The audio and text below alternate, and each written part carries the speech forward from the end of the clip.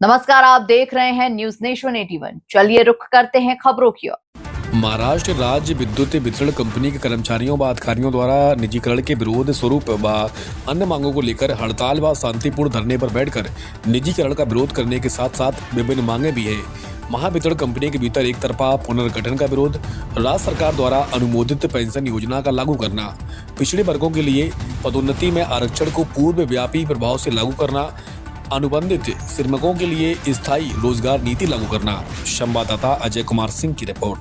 अपना परिचय दीजिए। मेरा नाम Sanjay Tidke, Maharashtra state electricity workers federation circle सचिव। हाँ बोलिए।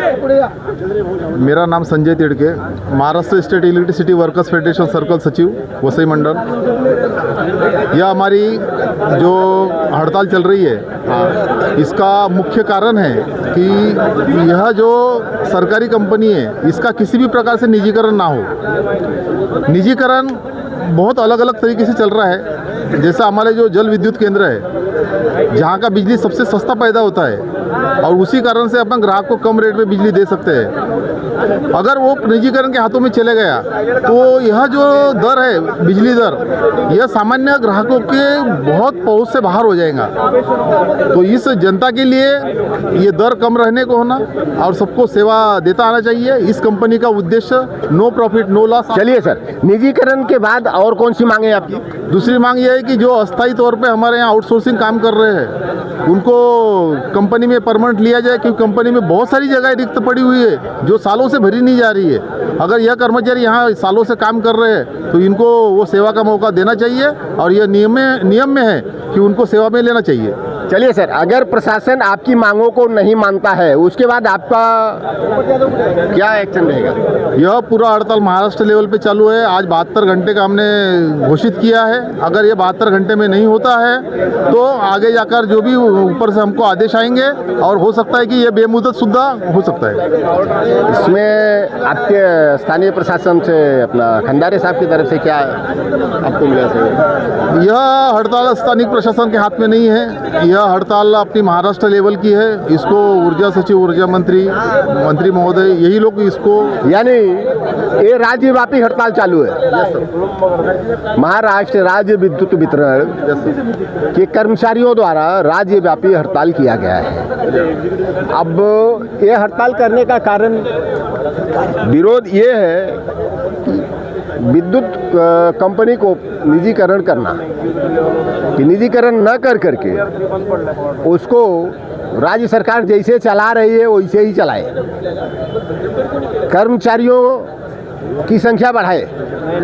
ये भी मांगे आपकी कि देखिए, भौगोलिक दृष्टिकोण से देखा जाए तो अब हर जगह विकास हो रहा है। पहले यह वसई नगर परिषद थी, अभी महानगर पालिका हो गई।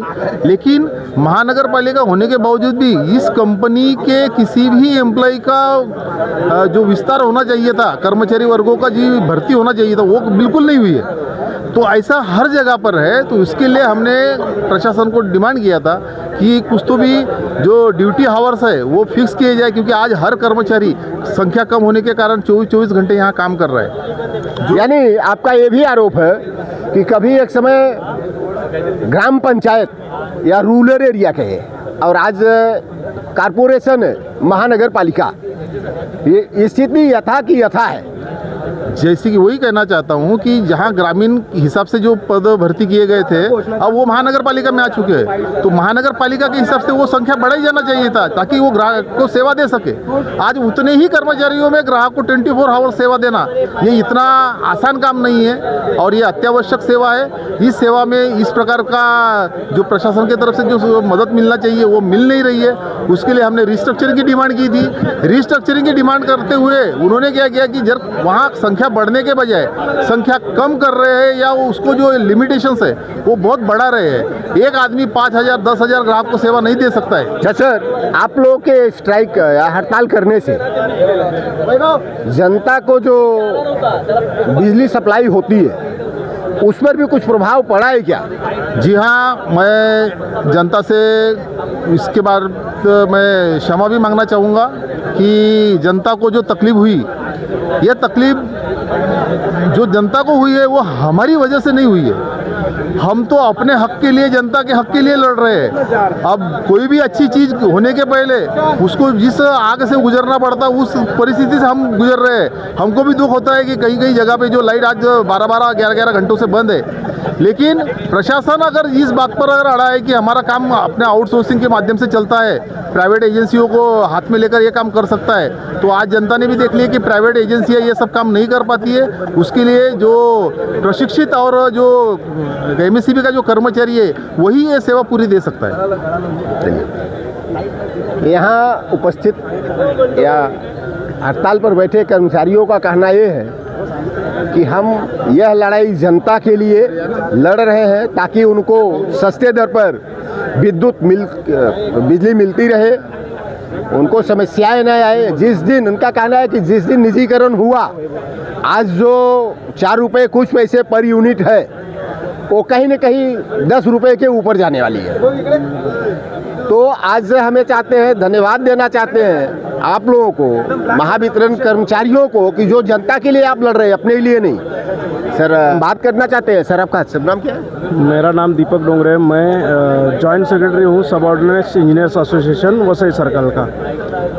मैं तो पहले इस माध्यम से पहले तो लोगों से क्षमा मांगना चाहूँगा कि कल 9 तारीख से 12 बजे से जो हमारा स्ट्राइक चालू है उसकी वजह से कई ठिकानों पे लाइट जाने की समस्या आ रही है। इस माध्यम में भी देख रहे हैं हम लोग कि कहाँ पे बहुत सारी जगहों पे लाइट बंद है। मेरी लोगों से यही विनती रहेगी कि ये जो हमारा स्ट्राइक चल रहा है, जो हमारा आंदोलन चल रहा है, ये लोगों की कंपनी बचाने के लिए चल रहा है। ये महावितरण जो कंपनी है ये किसी एक की नहीं है। नहीं सर, वो तो आम जनता की कंपनी है और ये लोगों को सेवा देने का काम हमारे माध्यम से किया जाता है। तो मेरी लोगों से विनती है, आप लोग भी हमारे साथ हमारे सपोर्ट में खड़े हो जाइए।